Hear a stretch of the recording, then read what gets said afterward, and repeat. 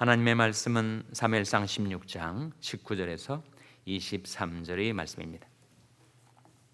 사울이 사자를 이새에게 보내어 이르되 양치는 내 아들 다윗을 내게로 보내라 하매 이새가 떡과 한 가죽 부대의 포도주와 염소 새끼를 나귀에 실리고 그 아들 다윗의 손으로 사울에게 보내니 다윗이 사울에게 이르러 그 앞에 모셔 서매 사울이 그를 크게 사랑하여 자기 병기든 자를 삼고 이새에게 사람을 보내어 이르되 청컨대 다윗으로 내 앞에 모셔 서게 하라.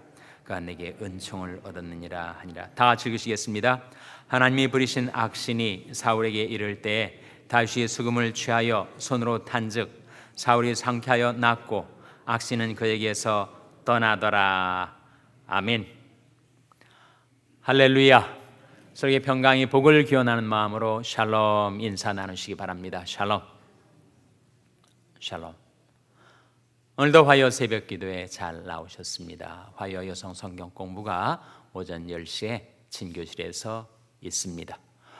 오늘 하나님의 말씀에 보시면 사울 왕과 다윗이 만나게 되는 장면이 나오죠. 사울과 다윗의 관계는 어떤 관계일까요? 사울과 다윗의 관계는 밀접한 관계입니다. 어떻게 밀접한가?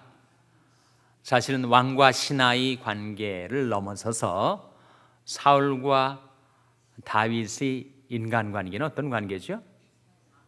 장인과 사위 관계 아닙니까? 다윗의 처가 미갈이었는데 사울 왕의 딸이었으니 왕과 신하뿐만 아니라 장인과 사위 관계죠. 나중에는 불구대천의 원수처럼 사울 왕이 이 다윗 장군이 되었는데 다윗을 잡아 죽이려고 그렇게 혈안이 돼서 다윗을 쫓아다니죠. 그 사울 왕이 전쟁에서 죽임을 당한 후에 다윗이 왕이 되지 않습니까? 여러 관계가 거기에 중첩이 되어 있습니다. 왕과 신하의 관계, 장인과 사위 관계, 왕과 장군의 관계, 또 정적의 관계, 또 후임자 초대왕 사울 다음에 이스라엘이 왕이 되었으니 이런 복잡한 관계 속에서 사울과 다윗이 살아가게 되는데 처음 만나는 장면 어떻게 만났죠? 사울 왕이 하나님 앞에 불순종하고 범죄하여 그에게서 성신이 떠나고 악신이 임하였습니다. 악령이 사람에게 임하면 너무너무 괴로움을 당하죠. 그래서 사울이 번뇌케 되었더라. 자기 인격 말고 또 다른 인격이 안에 들어와 살고 있으니 얼마나 힘들겠어요. 스키조프레니아라고 하는 정신분열증, 물론 자연적인 정신적인 이유로 그렇게 되는 경우도 있겠지만 악령의 장난으로 그 안에 두 인격이 서로 갈등하고 다투고 갈라지니 그게 바로 정신분열증이 아니겠어요? 그래서 사울 왕이 악신이 임해가지고 너무너무 괴로움을 당하니까 신하 중에 한 사람이 이런 제안을 한 겁니다. 수금을 잘 타는 사람을 청하십시오. 그가 왕이 고통을 당할 때 수금을 타면 수금은 하프 모양의 악기입니다. 10줄 비파와 수금이라는 성경의 표현이 나오듯이 그 줄을 뜯어서 타서 마치 가야금이나 검은고처럼 또는 하프처럼 줄을 타서 소리를 내는 악기인데 수금을 잘 타는 사람이 수금을 연주하면 악신이 떠나게 될 것입니다. 그때 마침 한 소년이 있어서 베들레헴에 가면 이새라는 사람이 있는데 그의 막내 아들이 수금을 잘 타는 줄을 아나이다.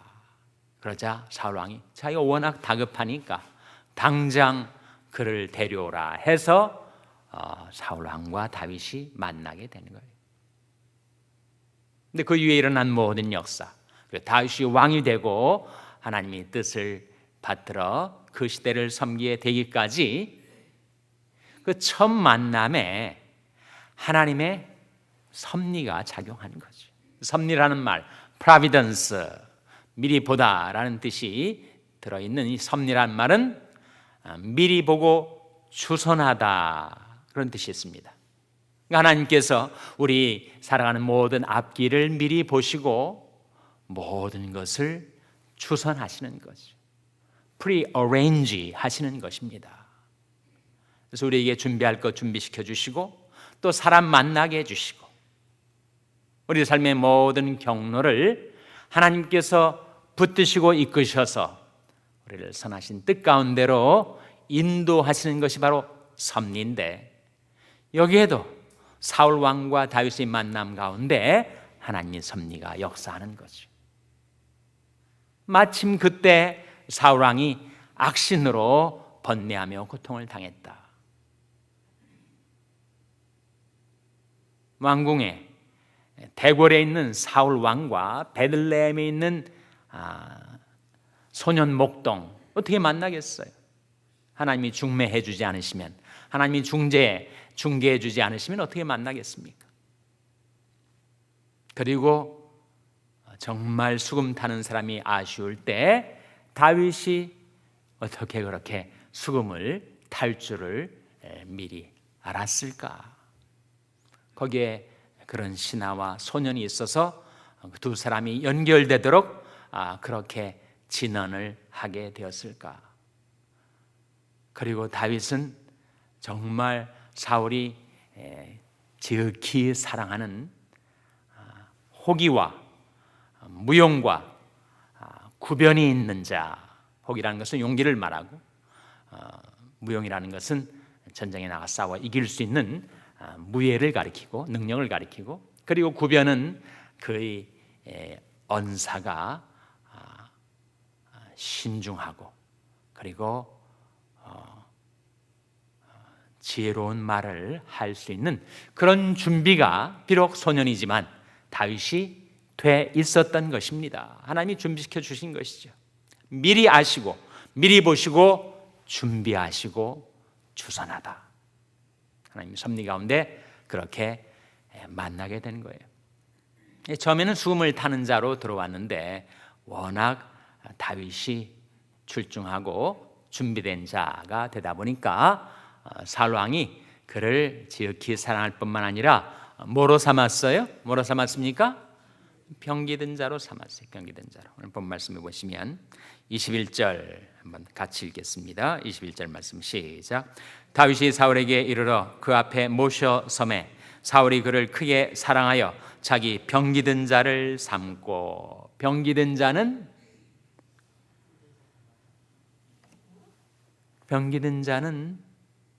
경호실장 같은 사람이죠. 물론 다른 장군들도 병기든 자를 대동하고 다녔지만 워낙 창 칼이 무거우니까 그것을 받들고 자기 상관을 따르는 병기든 자가 요나단에게도 있었지 않습니까? 병기든 자가. 근데 왕의 병기든 자는 그야말로 경호실장이지. 일약 발탁이 된 것입니다.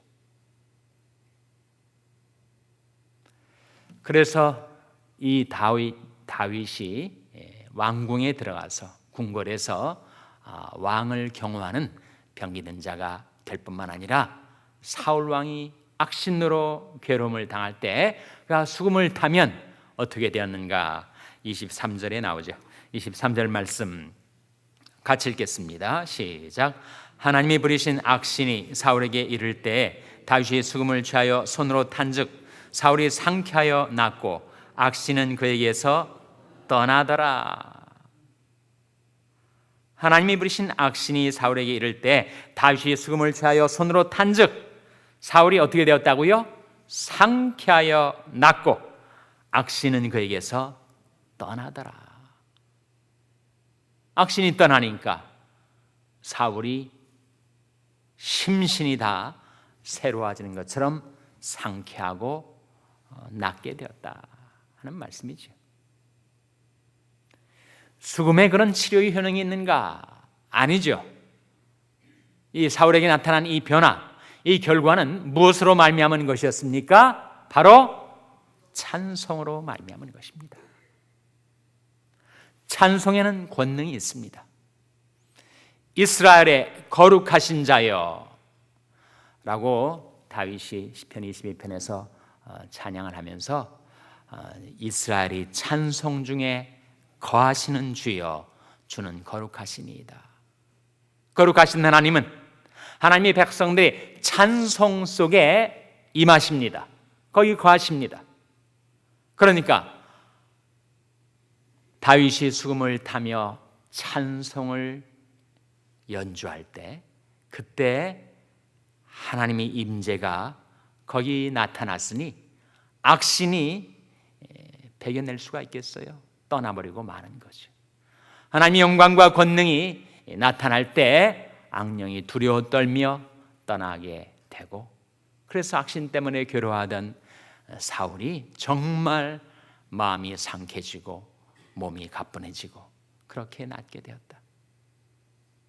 우리가 부르는 찬송은 하나님을 기쁘시게 할 뿐만 아니라 우리 삶 속에 놀라운 권능이 나타나게 되는 means of grace, 은혜의 방도입니다. 여러분 어떻게 찬송 생활을 잘 하고 계십니까? 요즘 정말 자기 혼자서 찬송을 부르기가 쉽질 않아요. 그래서 우리가 함께 모여서 이렇게 새벽 예배에서 찬송을 부르지 않습니까? 수요 예배에서 찬송을 많이 부르고, 주일 예배에서도 성가대 찬송 빼고도 우리가 찬송을 몇 번 부르죠? 몇 번 부릅니까? 4번을 부릅니다. 찬송가 3곡과 마지막 이 믿음 더욱 굳세라 찬송까지 4번을 불러요. 찬송을 부르다 보면 우리 마음이 즐거워집니다. 우리 심령에 힘이 생깁니다. 그래서 멀린 캐로더스 군목이신데 그분이 쓴 정말 초대형 베스트셀러 가운데 감옥 생활에서 찬송 생활로라는 제목의 책이 있는가 하면 찬송 생활의 권능이라는 책이 있어요. 제가 예전에 청년 시절에 그 책을 읽고 감동을 받았었는데 최근에 그 2책을 다시 읽었습니다. 읽으면서 야, 그렇구나. 이 찬송에 이런 권능이 있는 것이구나. 찬송하면 내 영혼이 깨어나고 내 심령에 힘과 소망이 부어지고, 그리고 무엇보다 찬송은 하나님을 기쁘시게 섬기는 길. 저는 여러분의 심령과 삶 속에 풍성한 찬송이 솟아나게 되시기를 주님의 이름으로 축원합니다. 하나님이여, 찬송이 시온에서 주를 기다려오며 사람이 서원을 주께 이행하리이다 하는 말씀이 있어요. 하나님이 시온 백성들이 함께 모여서 하나님을 찬송할 때 하나님께서 그 자리에 임재하십니다. 주의 집에 관한 자가 복이 있나이다. 저희가 항상 주를 어떻게 한다고요? 찬송하리이다.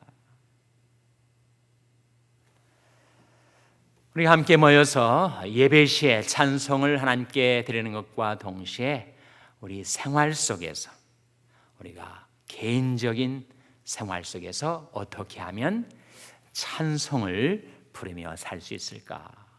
그 길이 나옵니다. 시편 119편 164절에 나와요. 한번 찾아보시기 바랍니다. 시편 119편 164절 말씀 우리 찾아서 한번 같이 읽겠습니다. 시편 119편 164절은 구약성경 895면입니다. 구약성경 895면 시편 119편 164절 말씀 찾아서 우리 한번 같이 읽겠습니다. 구약성경 895면 시편 119편 164절입니다. 찾으셨습니까? 자, 같이 읽겠습니다. 시작. 주의 의로운 규례를 인하여 내가 하루 7번씩 주를 찬양하나이다. 주의 의로운 규례를 인하여 내가 하루 몇 번씩 주를 찬양한다고요? 7번씩 주를 찬양한다. 야, 정말 찬송 부르기를 즐겨하는 사람인가 봅니다. 정말 찬양이 샘솟듯 그 심령과 생활에서 솟아나는 사람인가 봅니다. 그런데 하루 7번씩 주를 찬양할 이유가 있어야 하지 않겠어요?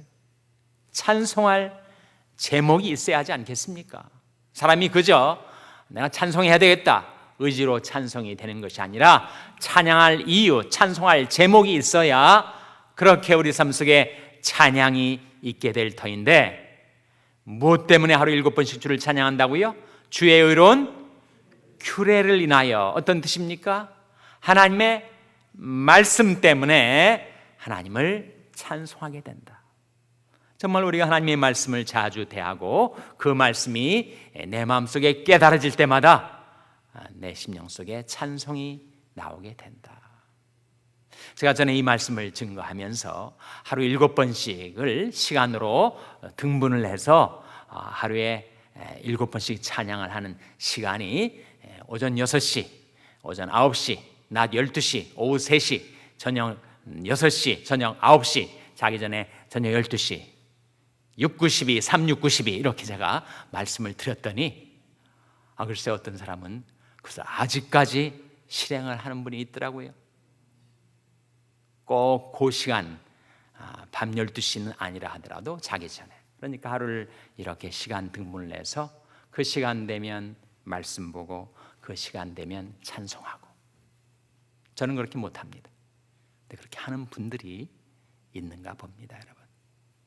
우리가 하루 7번씩은 그렇게 못할지라도 최소한 하루에 한 번은 내 생활 중에 성경책을 펴서 그 말씀을 묵상하는 가운데 너무 그 말씀에 은혜를 받아서 내 심령 속에 찬송이 흘러나오는 그런 삶을 살아야 하지 않겠는가. 우리들의 찬송의 제목, 찬양할 이유가 있는 것은 바로 하나님의 말씀이 우리에게 주었기 때문인데, 그 말씀을 묵상하고 그 말씀을 깨닫고 그 말씀 따라 살아가는 가운데 여러분의 심령 속에, 생활 속에 찬송이 넘쳐나게 되시기를 주님의 이름으로 축원합니다. 기도하시겠습니다. 오늘 말씀 기억하며 하나님, 저희들이 늘 하나님을 찬송하며 권능받아 살게 하여 주시옵소서. 기도하시기 바랍니다. 우리 자녀들 위해서 기도할 하나님, 저희 자녀에게 하나님의 말씀을 보내어 주셔서 그 말씀으로 그들의 마음을 일깨워 주시고 그들의 심령 속에 찬송이 있게 하여 주시옵소서. 기도하시기 바랍니다. 병성에 연약한 지체들을 위해서 기도하실 때 하나님께서 제 연약한 지체들의 전우를 들으시며 안수하여 주시고, 비록 몸은 어렵지만 감사와 찬송을 잊지 않고 살게 하여 주시옵소서. 위하여 기도해 주시기 바랍니다. 우리 샬롬교회를 위해서 기도할 하나님, 저희 샬롬교회가 참으로 시온 백성으로 하나님께 드리는 찬송이 항상 넘쳐나는 교회가 되게 해 주시옵소서. 기도해 주시기 바랍니다. 여러분의 생업을 위해서 기도하시고 멕시코의 정사무엘 선교사님을 위해서 기도해 주시기 바랍니다. 하나님, 아침에 하나님 앞에 나온 저들을 성령으로 충만케 하여 주시옵소서. 이런 제목들로 우리 합심해서 기도하겠습니다.